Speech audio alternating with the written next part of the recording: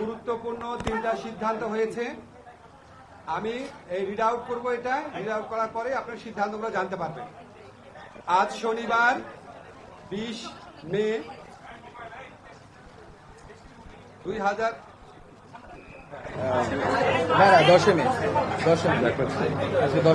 আচ্ছা, আমি আবার থেকে পড়ছি। হ্যাঁ, আজ শনিবার 10 মে 2025 তারিখে উপদেষ্টা পরিষদের এক বিশেষ সভা অনুষ্ঠিত হয়। সভায় আন্তর্জাতিক অপরাধ ট্রাইব্যুনাল আইনের সংশোধনী অনুমোদিত হয়েছে। সংশোধনী অনুযায়ী আন্তর্জাতিক অপরাধ ট্রাইব্যুনাল কোন রাজনৈতিক দল, তার অঙ্গ সংগঠন বা সমর্থক গোষ্ঠীকে শাস্তি দিতে পারবে।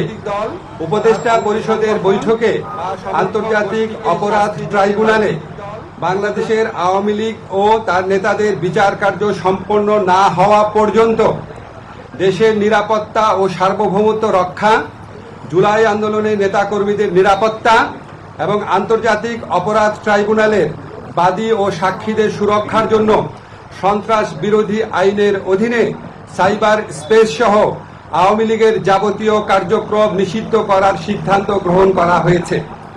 এ বিষয়ে প্রয়োজনীয় পরিপত্র পরবর্তী কর্মদিবসে জারি করা হবে।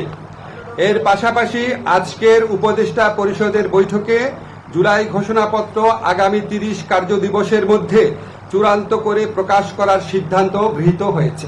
ধন্যবাদ।